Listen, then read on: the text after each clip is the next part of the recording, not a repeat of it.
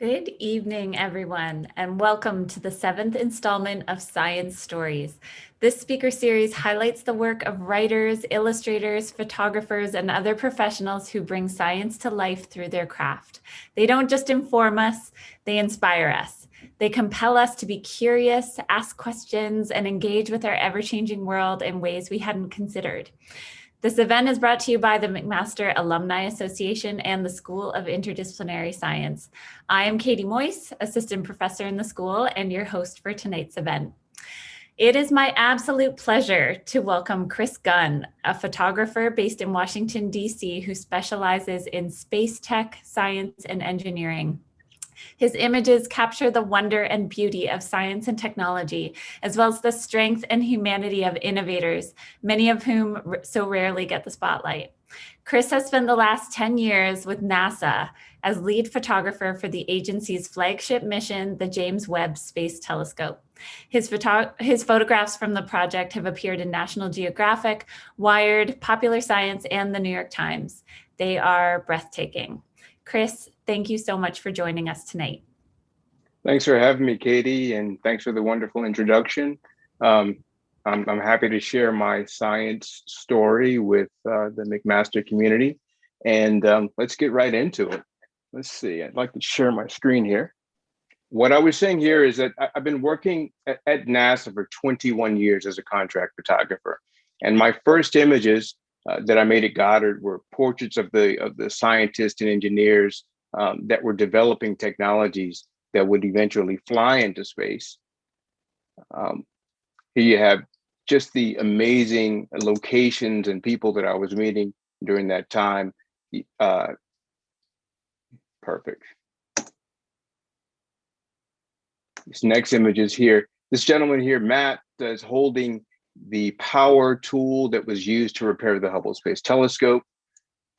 This scientist here, John Hagopian, is actually developing black paint that would eventually be inside of telescopes that would peer out into space. So he's developing the darkest black surface ever. It's actually not a paint, it's carbon nanotubes.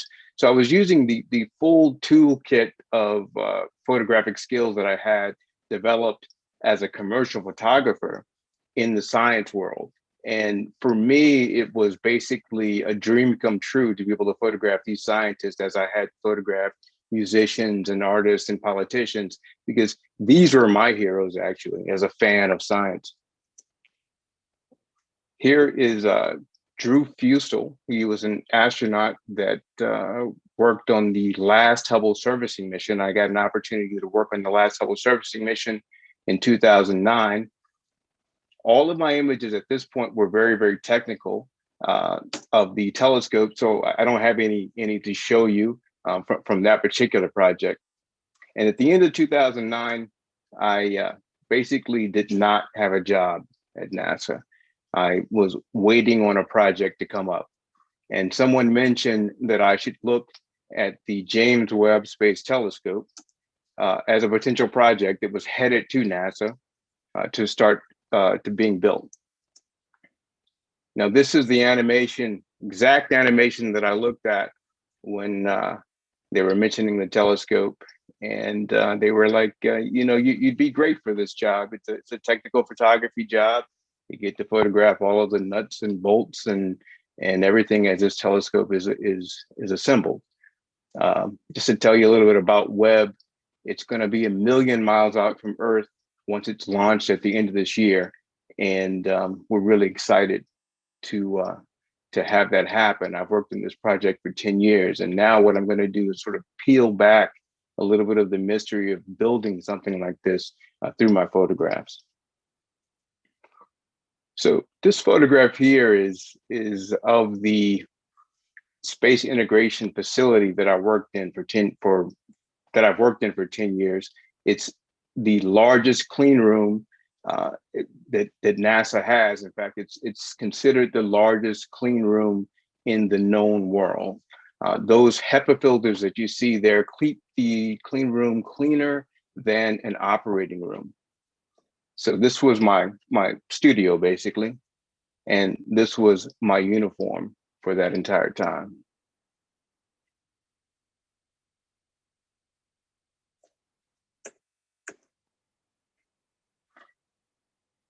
The excitement was slow to build on Webb. This is one of the initial pictures that I made. And of course, it looked nothing like that animation that I showed you guys. This is the ISOM structure, which is the sort of skeletal structure behind the gentleman there. That's the structure that will eventually hold all of the instruments that Webb uses to image the universe. And the object that he's holding there is what they call a mass simulator. He's about to place that mass simulator into that structure, and they put 4 of these mass simulators in order to run a test. So a lot of these early pictures that I was making were just very basic structures of the telescope. Not a lot of excitement building yet. And for me, I was really wondering if I would enjoy photographing the build of the telescope. And this image here was very pivotal in the work that I've been doing. It was the first time one of my images had actually been published in a national publication. It was in Popular Science. The irony of it is that there's no real hardware that's going to be flying into space in this photograph, but it illustrates the sort of the magnificence of working on this project. This is this space environmental simulator, and what you have here are pieces that are designed to test the science behind the telescope.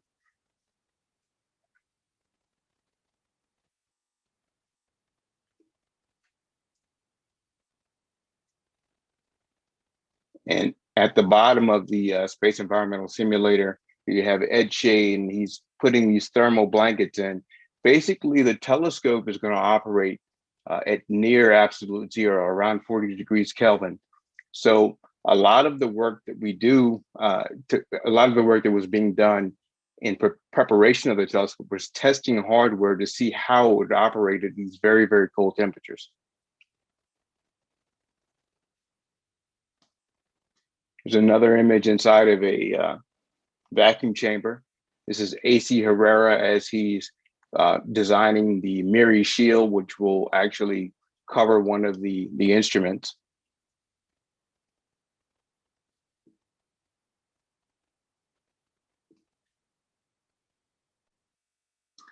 There's another image inside of a test chamber. The instruments were all tested individually, and as they were tested, I had to document that entire process. And for me, this process of documentation, for me, I had to elevate it from what the project initially wanted. Knowing that this was the flagship project, this was an $8 billion project. This was NASA's follow-on to the very successful Hubble Space Telescope, and it was a really, really high profile.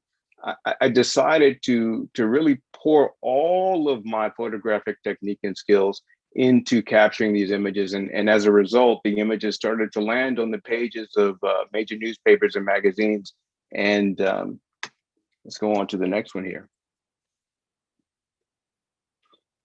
So this was that skeletal structure I was showing you before. It's called the ISOM.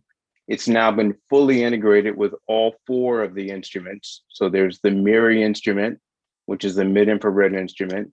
There's the near infrared camera, the near spec, which is a near infrared spectrometer.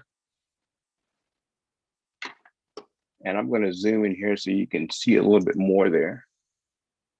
There you go. And then there's the FGS, which is the fine guidance sensor.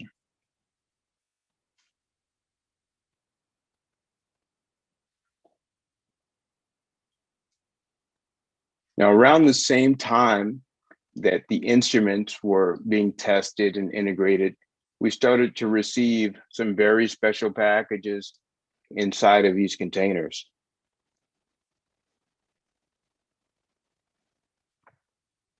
And this is the Webb telescope's most famous part, the golden mirrors.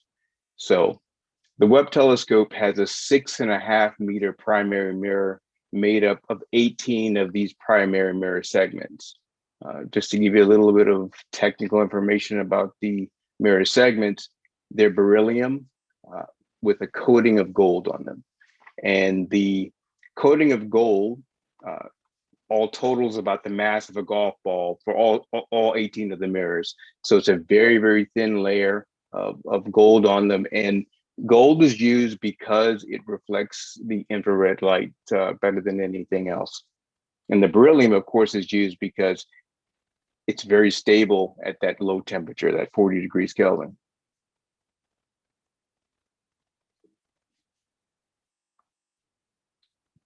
Here's another one of the first mirrors that were arriving at Goddard. The mirrors arrived from Marshall Space Center, where they were being cryogenically tested, and they arrived in batches of 2 and 3.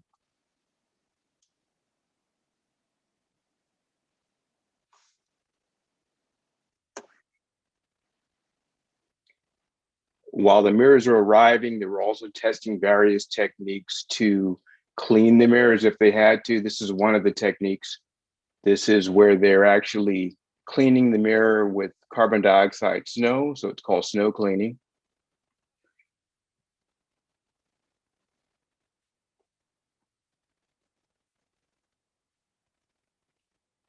And this image here illustrates how the mirrors will eventually be installed onto the telescope. Obviously, that structure behind them is not the full size of the telescope. It's a test structure. And this is kind of an example of how everything happened on this project, or how everything has been happening. Everything is tested first and then attempted in real life.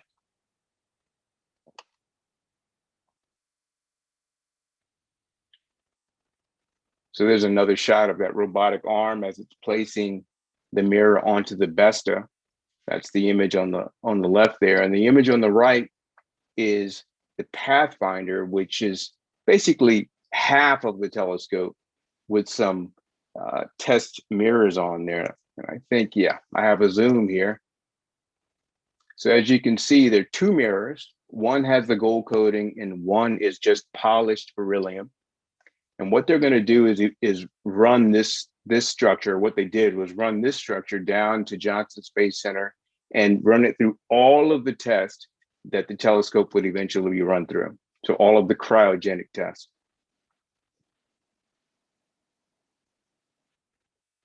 Now here you have the structure of the actual telescope. It's called the backplane. As you can see, there are 18 spaces for the 18 mirrors they're going to arrive. There's the center section, which the Pathfinder had, and the 2 wings are fold back when it's being prepared to be put into a rocket. But I want to give you an idea of scale. I hope you can make out the 2 guys down there in the corner. If you can't, let's zoom in a little bit so you can actually see them. So that's it. Just give you an idea of the scale of the telescope.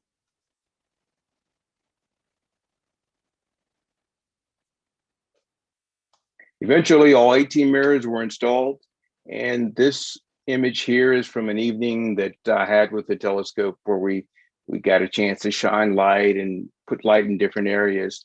And you know, this was the first time that I had seen the mirrors and just really had time to spend time with them, you know, and create the environment that I was looking for to photograph it, create the lighting. Actually get the contamination control engineers to do what I wanted to in between their inspections. And this was really an amazing experience for me. I spent 11 months as the mirrors were being installed. You know, I'd be there every day, every night, because they actually did the installations at nighttime. And so every night for about 11 months, I was going into the clean room as they were doing the installations, making technical photographs. And this was one of the first times that I had a chance to really make a creative image of after that process.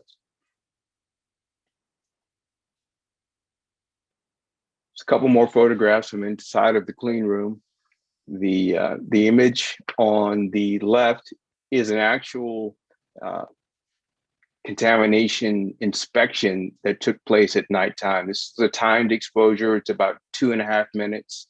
And I kept the lens open and sort of walked around and added a little bit of lighting during the exposure. And the image on the right there was after the mirrors had been had gone through a battery of tests. They did a center of curvature test, basically to check the alignment.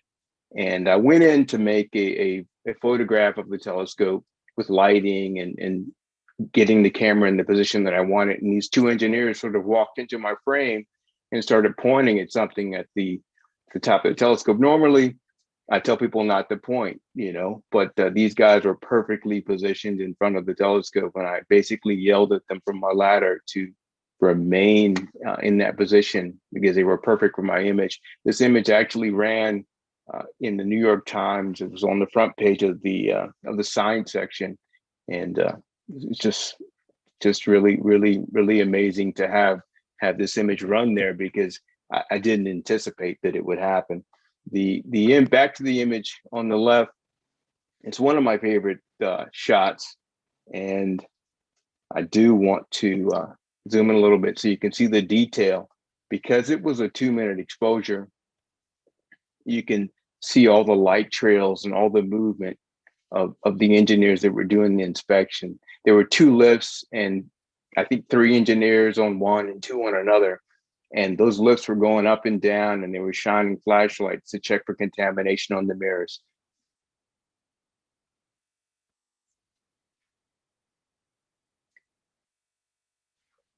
While the telescope was at Goddard, it went through a series of tests. One was vibration testing, and the vibration testing took place outside of the clean room. So in this image, you see the telescope actually being fitted with basically a clean room, clean tent. So they designed a clean tent so they could take it out of the clean room and put it on these giant shakers where the vibration testing took place. One of the things I really like about this image is this looks like a typical day inside of the clean room when something major was happening. There are 20, 30 some odd people in the room. All eyes are on the process to make sure that nothing gets damaged. And this was a full day process to get this thing wrapped up to go out of the clean room and get ready for the vibration testing.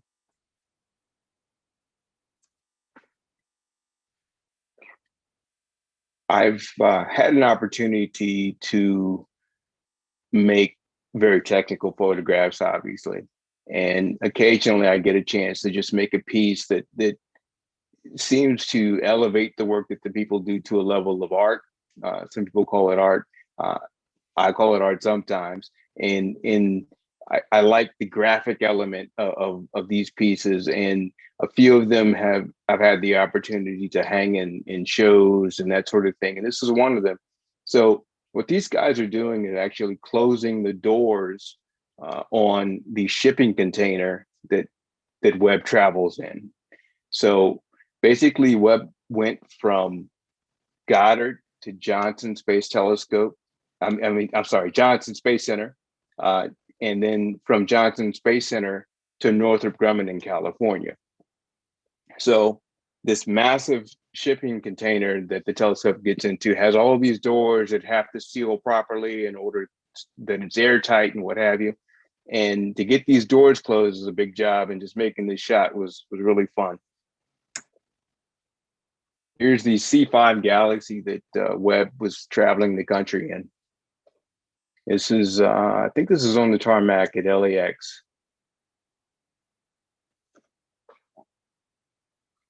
Now I mentioned Johnson Space Center, and here is the chamber that Webb was testing in. This is the historic Chamber A, which was also the chamber that was used during the Apollo missions for actually testing the Apollo lander. And it's actually people rated. So there were people in it during the Apollo years, but for our test, it was modified. And this is an image of it actually, some of the work being done to modify it. Let me zoom in here so you can just see how massive the chamber is. There are about 20 people on those platforms preparing that piece of optics to go up to the top of the chamber there. And while they were doing work on the top side of the chamber, they're also doing work at the bottom of the chamber to prepare it for the telescope. Here, they're actually placing these contamination absorbing materials in the telescope, in the chamber, so that the telescope will not have contamination on it as the temperature goes down inside of the vacuum chamber. So these are it's a special molecular absorbing coating on these panels, and she's placing them in there so that as the temperature goes down and materials start to outgas, it will actually absorb those molecular contaminants. All right, here we go. This is what the telescope looked like as it was being pushed into the chamber there. She can make out the 6.5 meter mirror at the top of the tripod. You have the secondary mirror. So the optical portion of the telescope is actually fully functioning during the test.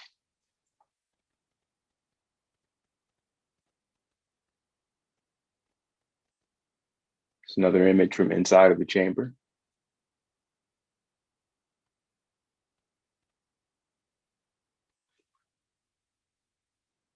And this is a shot of the telescope just prior to the door being closed.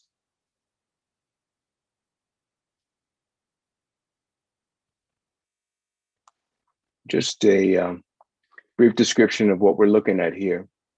So you have the fully deployed mirror, secondary mirror above that, and the telescope is inside of what they call the helium shroud, because normally these telescopes, or the chambers rather, don't get down cold enough to test a telescope that's going to operate this cold. So they had to create a helium shroud inside of the chamber, and that's the black material that you see there. It's also painted black so that basically there's no light that can contaminate the test, and it actually helps to protect the temperature as well. And let's see here.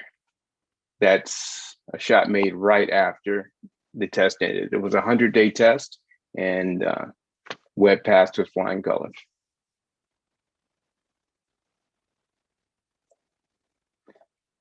So from Johnson Space Center, the telescope, the optical portion of the telescope, what we're looking at here, was flown to Northrop Grumman, which is where it is now. Looks a little bit different now, though. And they continue to actually, refine some of the elements of the telescope. Here they're working on the frill, which is that material that's around the mirrors.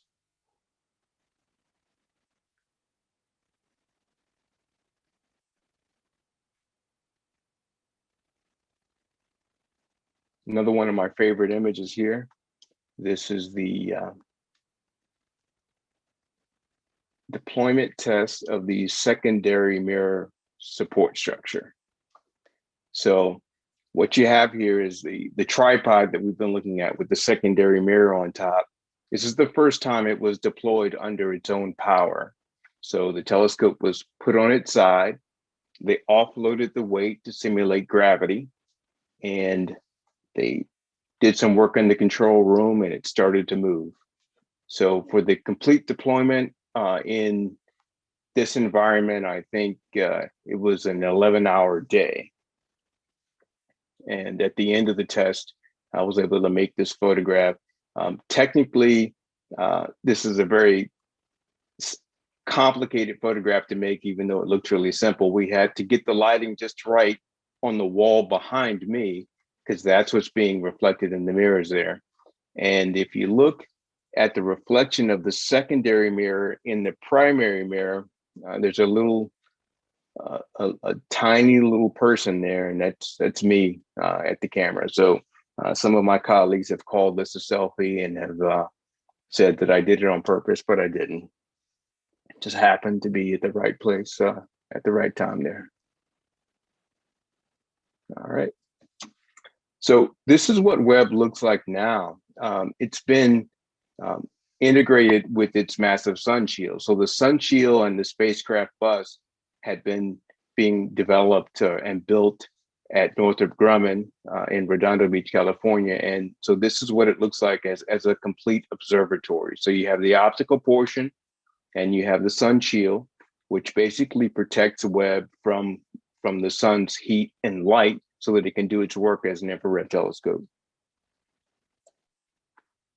And this is the telescope fully deployed, or with the sun shield fully deployed. As you see, it's a 5-layer sun shield. It's about the size of it. The sun shield itself is about the size of a tennis court. And it's 5 layers because every layer actually increases the protection from the sun's radiation, right? And also to protect from micrometeorites. So if one layer were to get damaged, you have 4 others to protect the telescope. And another interesting fact about the sun shield is that it's designed a bit like a patchwork blanket, in that if one section were to get damaged, it wouldn't necessarily tear the whole sun shield apart, because each section is sort of it's sectioned off so that one section can go away, but the other sections will survive any sort of impact damage from micrometeorites. It's another view of that. It's really, really stunning to see in person. And my objective through my photographs is to allow you, the public, to feel what I feel as a photographer, as a citizen scientist. I want you to feel the same thing I do. So I take great care in exposure and lighting and all the technical aspects of photography to bring you these images.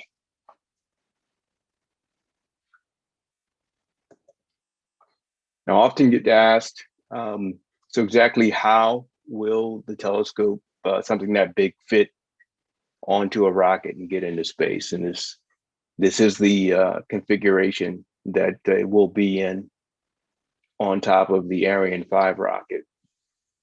So the telescope is actually launching from British Guiana. The launch date is now set at October 31st of this year, so Halloween. And we're all really excited for that.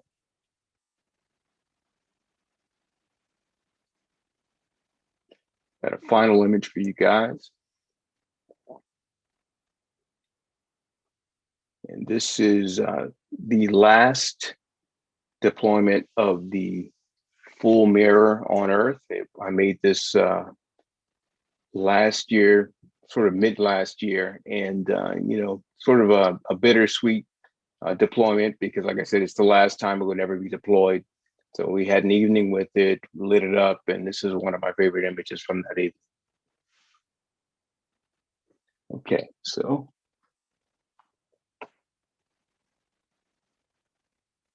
at NASA Webb, that is the Instagram account for the Webb project. If you guys want to see more images and just more information about the telescope, that's a good starting place. And I only post science and technical images on the light in the lens. That's my Instagram account. So feel free to check me out there. Thanks so much, Chris. That was Thank you. Well, those are stunning. Your photography is just stunning. Thank you. We have quite a few questions. I thought we might. So I'll get us started, and there are sort of themes arising in these questions, from sort of space to photography, and then a lot of questions about your career. I guess I'll start off with why space? What led you to NASA?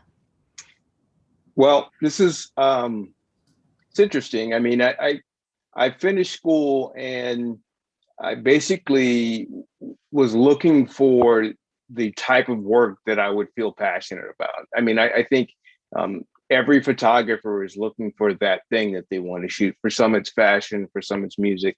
And for me, I was shooting a lot of politicians and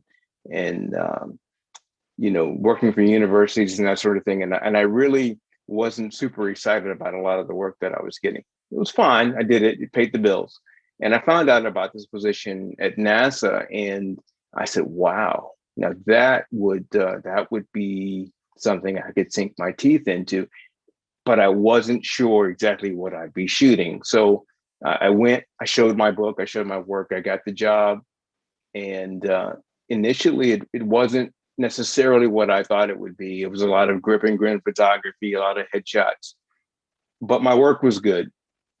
And I kept pushing to get to the other side, to get to the place where I'm meeting the engineers, the scientists, where I'm meeting the innovators. And, they love my work. So I started to get more and more. And eventually I was asked to join Hubble and then Webb. And for me, as what I call myself a citizen scientist, and as a citizen scientist, it's a dream come true to be able to do this work, to be able to use my photographic talent to share the work that NASA does. And I guess I'm a de facto science communicator. So I love SciComm. Awesome. Well, have you always had an interest in science? I wonder if you can tell us sort of, when you decided to go into photography, was it a choice between the arts and So, science? so the irony is that science is what sort of led me to photography. Really briefly, I was an only child for 15 years. So I kept myself company through reading, and science and engineering were kind of the things that I really had a lot of interest in. So, I was a kid that would tear apart the vacuum cleaner and hopefully put it back together.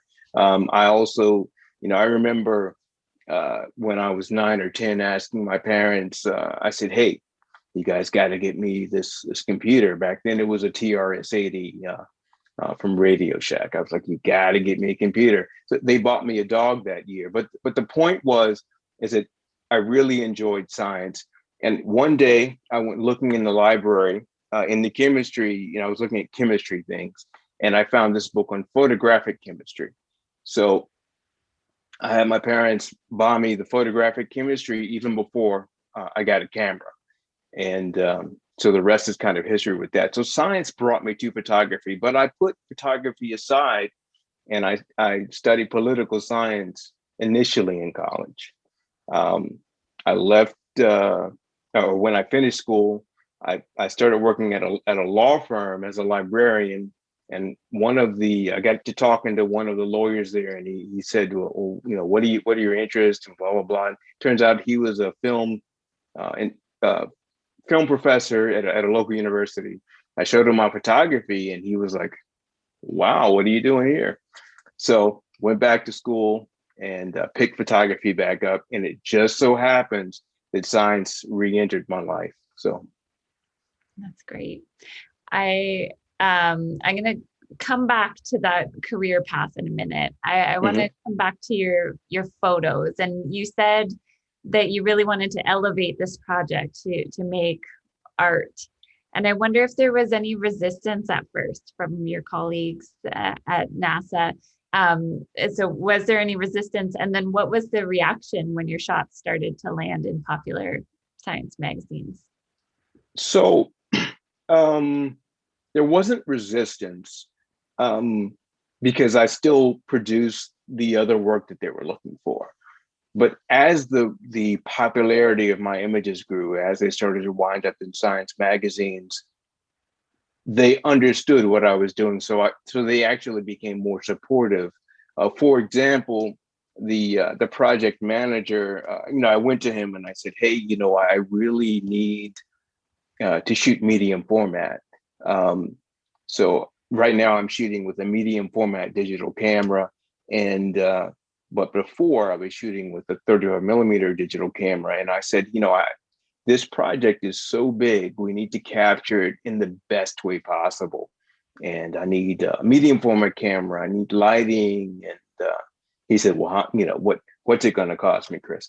But eventually he capitulated, and he purchased me the gear because he understood the magnitude of what we're capturing, and he respected the quality of my work. I do think that, it was something new, for a photographer to take this level of interest in telling the story this way, an internal photographer. But I think I was the right man for the job in that respect, so. All right. You said you want people to feel when they see your images, what you feel when you're shooting them. Yeah. What do you feel, and why is it important for people to connect with science in this way? Well, so what do I feel? I'm in awe of human invention, of our collective ingenuity to be able to conceive and then create something like this. So the way I look at the project itself is that 30 years ago, a group of scientists got together and said, we need a telescope that will peer back in time 13.5 billion years to show us the origins of the universe. So the scientists got together and did that. And then those scientists talked to engineers, and the engineers said, well, to do that, we need to build this, and we need to build this. And these are all technologies that had not been invented at that point. So to me, it's just amazing that you can have a thought, and that you can have that thought turn into ideas, and then those ideas turn into action, and then you're building a telescope that's going to launch into space. So I feel amazing when I think of those concepts. It's the kind of thing that I would dream of when I was a kid. I remember, thinking or seeing a movie and going, wow, I could build a robot. Of course, I've never built a robot, but now I'm seeing a robot built, So essentially, this telescope will robotically deploy in space, and it's just going to bring us some amazing discoveries. So I feel I'm in awe, and I want you to feel in awe. Wait, well, I certainly feel in awe. A couple more questions about sort of the process of taking these, getting these shots. You talked about cold temperatures. We saw you in the suit, the gear you're wearing. How different are these shoots compared with shooting a politician? What are some of the greatest challenges? Well, the politicians are easy to photograph. No, for me, the process involves pre-visualization, and so what I have to go through to get into the mindset. Let me just give you an idea of the typical day that I would have. I attend the meeting. So there's a meeting in the morning, let's say at 5:30. It's a stand-up meeting. They call it a stand-up meeting, but generally we're sitting down. And at that stand-up meeting, they go through the objectives of the day and what they're going to do to meet those objectives. So the type of work that's going to be done. So as they're talking, I'm taking notes, or I'm making mental notes of what I might want to photograph. So if they say, well, we're going to spend the day cleaning bolts, and those bolts are going to wind up inside of XYZ, maybe I don't shoot the bolts, but maybe I shoot the process of them placing the bolts into the chambers. And so, I go through this pre-visualization process, and I design the lighting around that, and I wait for the decisive moments. So that's the process that I go through. And then post-processing, literally, I use techniques that are as old as photography to enhance my photographs without changing the content. So I've actually studied the Ansel Adams zone system, which is a very ancient system for enhancing photography through dodging and burning and that sort of thing. And I use Photoshop to create images that have a little more impact through that process.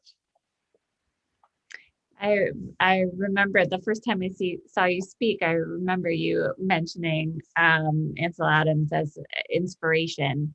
How, I guess, are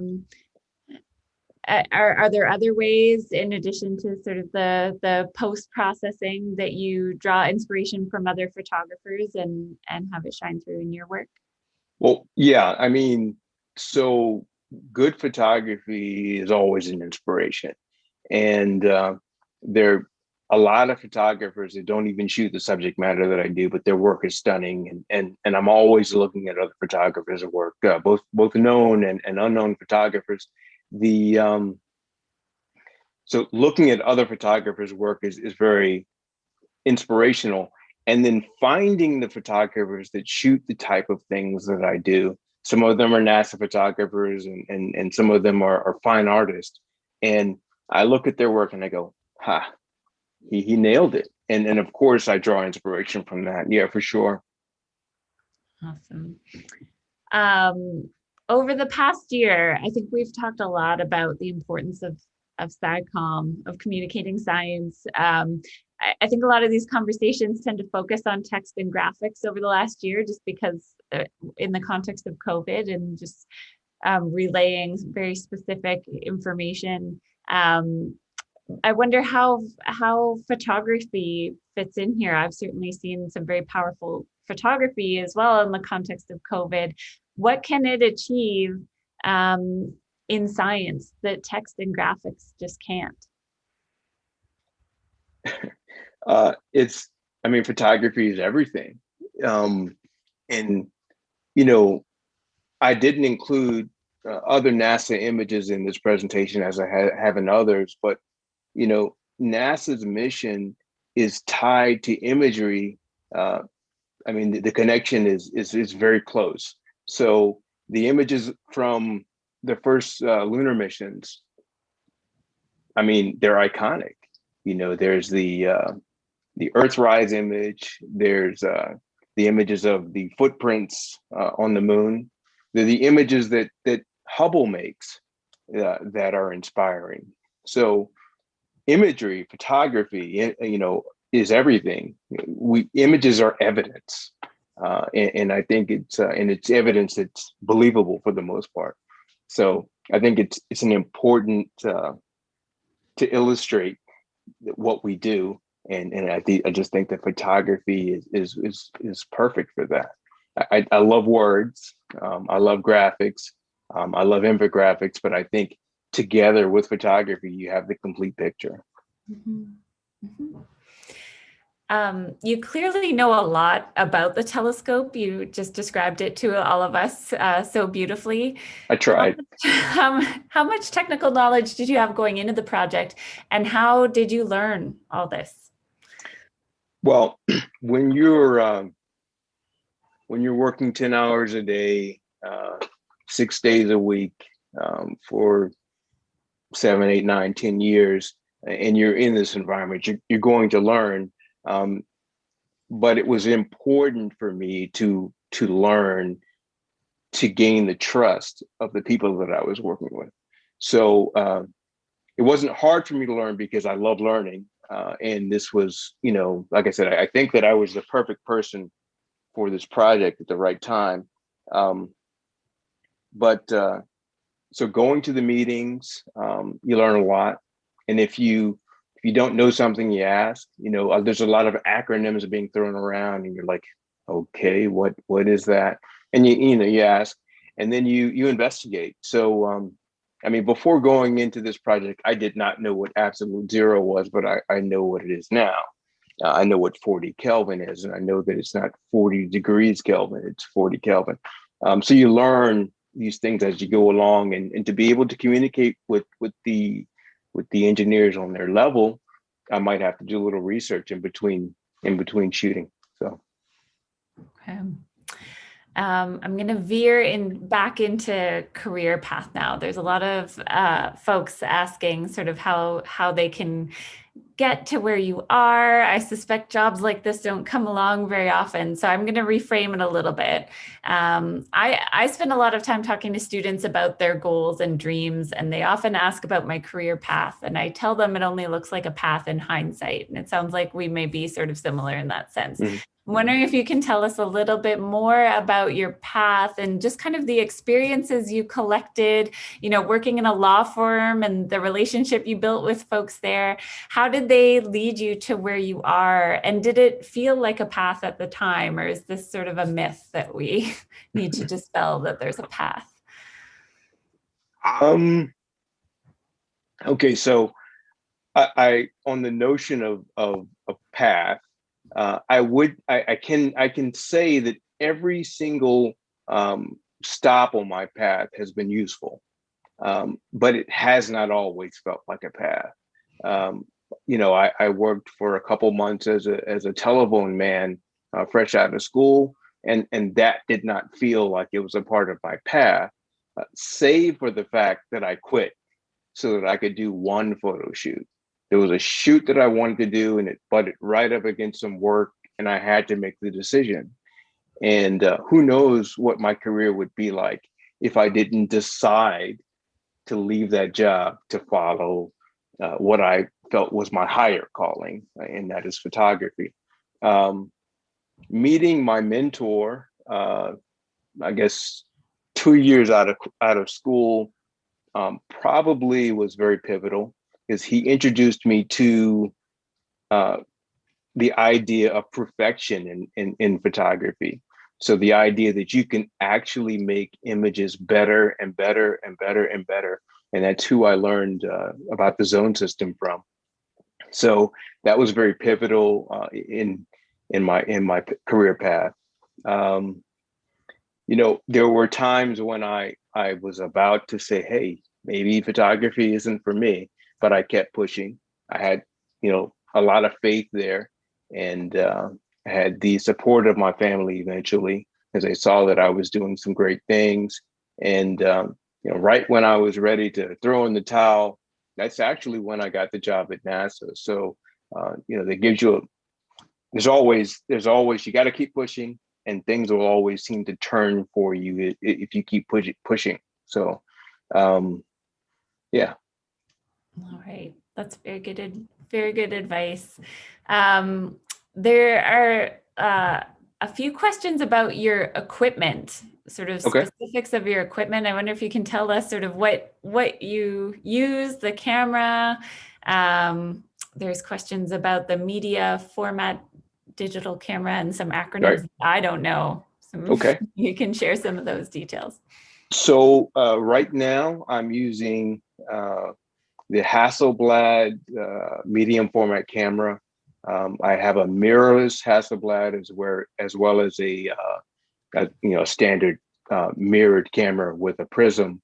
They're 50 megapixels, so they're not huge on the megapixel side, but they're substantial, and the sensor itself is much larger than the traditional sensor. What that camera format does is, one, provides me with stunning image quality in terms of the tonal range. So that's the range from pure black to pure white, and everything in between. So there's a really long tonal range. So the images look rich. They look like real life. They're also very sharp, and I can enlarge them very large. So if I wanted to make billboard sized images, it's easier to get there when you start off with a larger sensor. That being said, I think that, figuring out how to light something and how to expose something using any type of camera gives you an edge in terms of creating a mood or a feeling in your image. So for the photographers out there, it's figuring out exposure, figuring out composition, maybe studying it for a little while, develop a technique, and then let that technique go and just flow naturally through you, and your image will speak a little bit louder. So Hope that helps. I think you have inspired some folks to dabble, maybe explore photography, and some people are wondering, I think, how they can study it. Do you have any suggestions? There's always photo school, but outside of that, I actually think that the web has provided us with a lot of tools. If you want to learn simple lighting, for example, you Google it and you look at the lighting companies, like Pro Photo or Brown Color, and they have tutorials where you can learn that type of thing. The other teacher, of course, is actually shooting. So the more you shoot, the better you'll get. And usually finding a subject matter also helps. So that could be nature.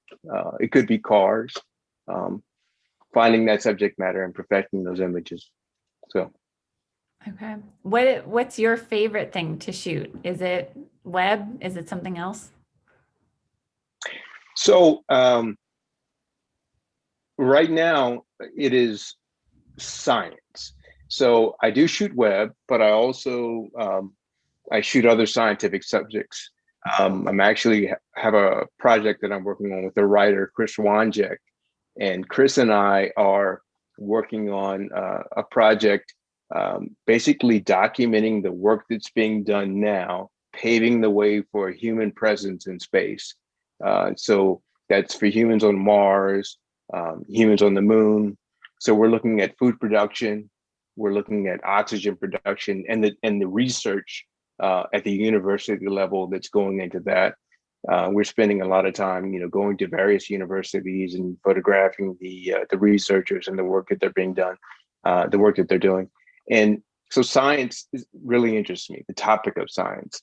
I've also made a trip down to Johnson Space Center Moon Rock Lab, made some amazing images there. And that's a place where, only, 300 or 400 people have ever even been into this particular lab. And it was an honor to shoot for Scientific American there. So science and engineering discovery is my favorite subject right now. And I think I'll be there for a while. That's awesome. All right. We have just a few minutes left. And if anyone has any more questions, please send them in. I'm trying to get through as many as I can. A question about how many images you've taken. I wonder if you can put a number on it, or how many you take in a day, perhaps. Well, in Webb's database, there are about 500,000 images in the database. So, like I mentioned, first of all, there are 2 other photographers. I'm the lead photographer, but we've had up to 3 photographers at any one time. And a lot of our images are very, very technical. So it's down to the nuts and bolts of things. And we have about 500,000 images in that database. And as things ramp up toward launch, we're actually making more photographs. They're called closeout images. So these are the last images of the telescope before it leaves planet Earth. And those images, they're very detailed, a lot of close-ups. And so that number will significantly increase. And in terms of the images that you see that we push out to the public, I'm very selective. So there's a lot of editing that goes into that. And the images have to be approved to go out to the public. So I make an image, I edit it, I get it the way I want to, and I pass it on to our communications group, and then they pass it on to another group for approvals. And those are the images that you see. And they're probably maybe 300 or 400 images. And that number will increase as we get closer to launch as well. Okay. In your opinion, or perhaps you have some data too to draw on here, but has your photography work increased people's interest in the telescope and their engagement with space exploration? No doubt. But it's my photography synergistically working with social media that has increased I think, the visibility of this project. I remember when the NASA web account was just starting out on Instagram, and how many followers we had and how many followers we have now, and the types of comments and that sort of thing. And I do believe that my images have helped propel the visibility of the project. I had one communications person tell me that I created the brand, and I think that was a little much, but I do believe that when people think of web on the ground, here on Earth, that they're thinking of the animations that they see, but they're also thinking of the images that I've made of the work being done to build the telescope. Yeah. Mm-hmm. And just last week, there was a huge piece in the Times with images. I shared one of those images with you. Yeah. The main image there was the sun shield deployed, because that's a big deal, having that deployment test done. And that image was in the Times, as well as a few of my vintage images. And it's fulfilling as a photographer to have your work published. It's also fulfilling as a photographer to know that your work is promoting a project like this that will inspire generations, hopefully. Yeah. Yes, indeed. You have inspired all of us tonight. My last question is, where will you be on launch day? On launch day, the plan is to be in French Guiana. I'm working with another NASA photographer to set up a series of remote cameras that will photograph the launch, the actual rocket. And so that's where I'll be on launch day. And then after that, I'll make it back to Maryland and hopefully make it up to our control room, which is in Baltimore, to capture some of the images there. That's great. So exciting. We have reached the end of our time. Chris, I want to thank you so much for joining us tonight, for sharing Thanks for having me. Thanks for having me. Images. They're beautiful, and it's been such a pleasure hearing about your work. So thank you. Oh, it's been great. Thank you. Thank you. Thank you, everyone, for joining us tonight. Take care.